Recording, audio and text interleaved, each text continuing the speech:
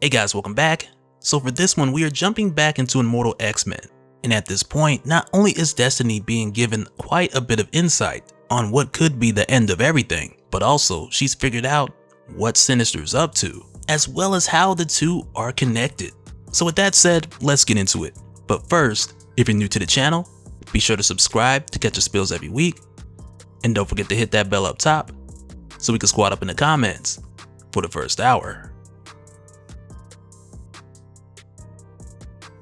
Alright, so when we jump back in, we continue from what we'd seen, with Destiny having the overload of possible futures just take her down. And from what we've seen already, we know that this is because of Sinister, with him figuring out how to manipulate timelines by way of cloning multiple Moira McTaggarts to use her power to reset to a new timeline upon her death, which gives Sinister countless opportunities to start fresh at any point by just killing Moira and starting over, while retaining his previous memories. And with Destiny being a precog, these new futures that Sinister either will create or possibly will create, they cause Destiny to reset. But initially when Destiny goes down, we're given a bit of a flashback, with her talking about how her mutant power first activated when she was 13. And with how this is done, we're shown a ton of her first visions coming through all at once, with her seeing clockwise here Days of Future Past, the Phoenix, Krakoa, the early Brotherhood of Evil Mutants, the Shadow King, and even the original X-Men coming together. But on one hand, with us seeing her see this future, we're initially being told a story that jumps through Destiny's younger years. But also, I want you guys to keep in mind how for Destiny in this flashback, she sees the previous possible futures that she is known to see for many years. But also, I want you guys to keep in mind what Karen Gillan has done here, because amongst these futures that Destiny has always seen, Krakoa is included, and that's an important part that we'll get to in a little bit. But as we continue, Destiny goes on to mention how with her mutant power being activated, she knew that it wasn't but a matter of time before she would lose her practical vision as well. And she goes on to mention how in the beginning she was very critical about her time, and it was for this reason that she would write and continue to write, describing the things she had seen with a mixture of truth and lie,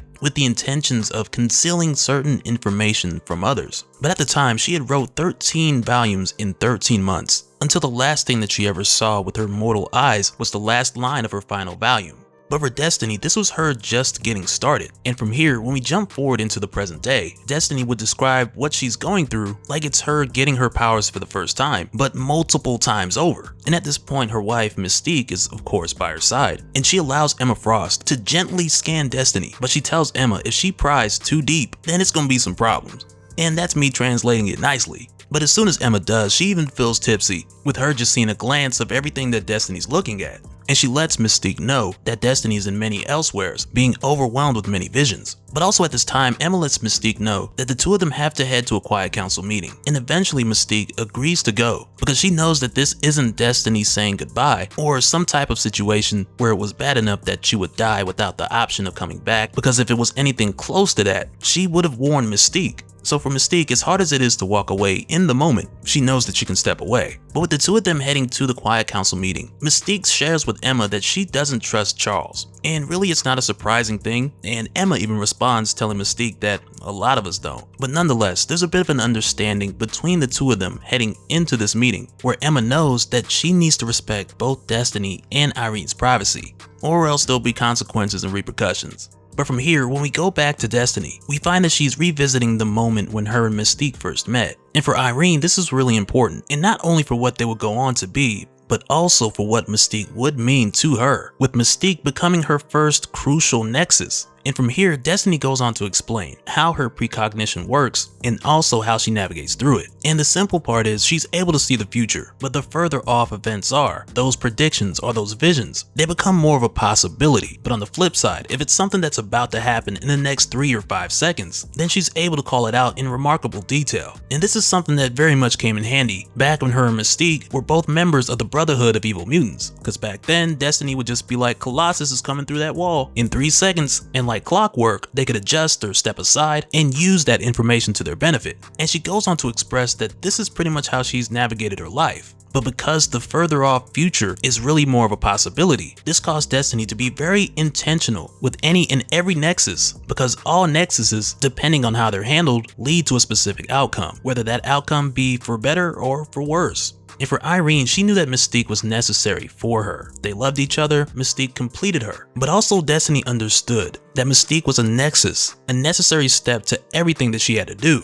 And she knew that a time would come when the two of them had to be apart for the future to actually happen. And that separation for the two of them would have to be Destiny's death. Because at the time, she knew in the future if she was around, there would be no Krakoa. And back then, she didn't know the reason why, but now she knows that reason was Moira McTaggart. And for Destiny, looking back on the moment of her death, she remembers the pain and sorrow of loving Mystique and leaving her alone. Much like the situation now with Mystique being by herself while Destiny's going through this. But at this point, when we jump back over to the Quiet Council, it's here where we find that they have filled in Hope on all the secrets of this island. And now with Hope getting caught up to speed with all this, she's like, why are these things secret? Why don't we just share all of this with everybody on Krakoa? And right away, Charles is more or less like, that's a dumb idea. And I gotta admit, I'm with Charles. Because if everybody on Krakoa knew everything, it would be chaos. And with Hope hearing this from Charles, she asks him why the pushback? And why did he give her a Cerebro helmet if he didn't want her more involved? And right there, Charles is like,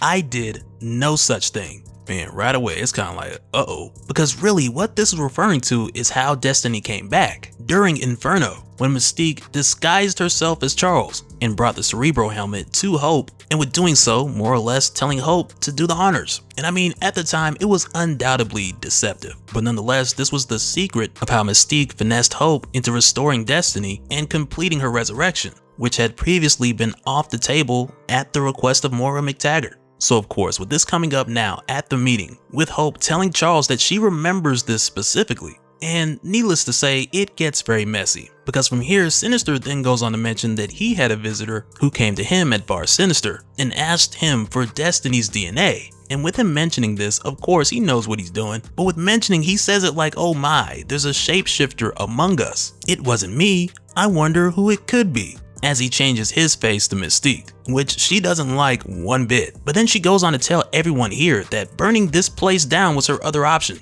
And for what it's worth, lying to a couple of people isn't as bad in comparison. But as the Quiet Council is arguing over the deception, which in Mystique's case, you can't really be too mad because it's more or less her mutant power. But when we go back to Destiny, who knows what's going on with Mystique since she had previously foreseen it, but it's here where we go back to Destiny where we find that her mind rushes out into a whole different layout of the possible future.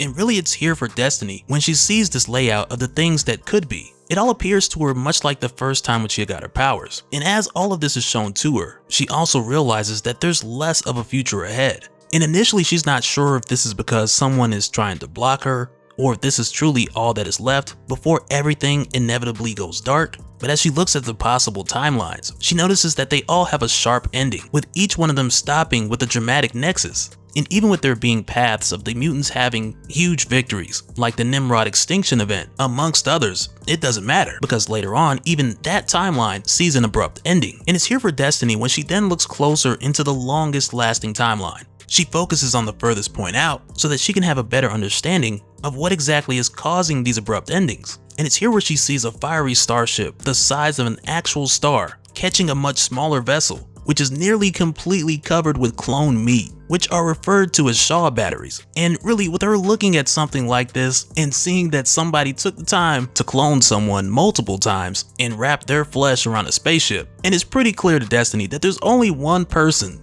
who would undergo such a project. And for her, to no surprise, she sees that the person who did this was none other than Mr. Sinister. But then it's here where she sees that this phoenix-looking ship is actually Exodus, who at this point is larger than life because of the trillions of people who have put their belief in him. And at this point, he's caught Sinister, who he refers to as Judas Prime, to where then he sentences Sinister to a hell that is specially made for him, with it being filled with the souls that he had desecrated, and all of them waiting for Sinister with long psychic knives in a whole eternity to have their way with them. But with Destiny watching this insanity, she's hoping to get some kind of information from it that she can bring back to the present day. And with her seeing this, she more or less knows that she can count on Sinister, or better yet Sinister's ego, to cause him to say something that she can take back as a hint or a clue. And surely enough, Sinister's ego delivers, because just before he's devoured, Sinister tells Exodus that he'd already lost, and if Exodus kills him, everybody's gone, because he has a failsafe that will destroy the entire timeline. And just like that, he's devoured and everything goes dark.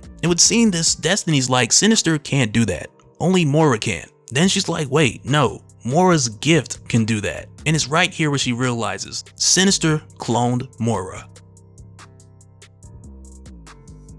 And from here, where we go back to the Quiet Council, we find that Charles is questioning Mystique's position on the council, and Kate Pryde reminds Charles that he's done some dirt too. But in Charles' defense, he lets them know that him, Eric, and Moira did what they needed to do to bring the mutants to paradise. While on the flip side for Mystique, he sees what she did as undermining their government and structures in pursuit of her own personal desires. But then it's right here where Destiny walks in, telling them that a war is coming, and if they really want to protect their schemed for utopia, then they ought to be thankful that Mystique brought Destiny back and curse anyone who was involved in keeping Destiny away. But it's funny because when Destiny says this, Emma's more or less like, well, let me look in your mind so I know it's real. And Sebastian Shaw's more or less like, yeah, I agree, because I'm tired of being manipulated.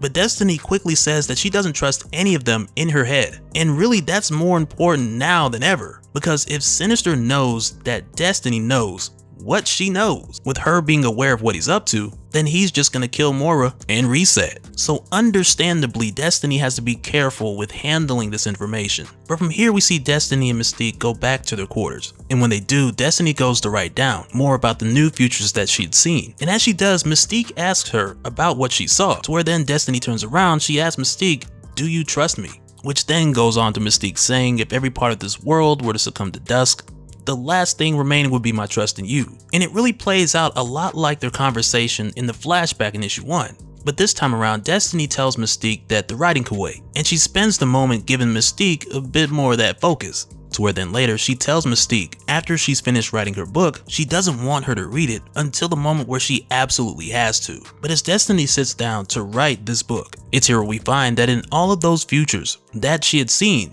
Mystique wasn't in any of them. And Destiny could care less about navigating a future that doesn't include the love of her life, who is also her first crucial nexus.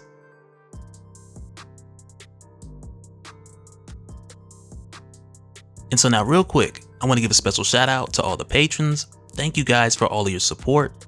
And for anyone who's new here who wants more information on how to support the channel, I got a link below where you can go to patreon.com/Dopespill. But that'll do it for this one, guys. Let me know your thoughts down in the comments below, and we'll do it again on the next one. Alright, later.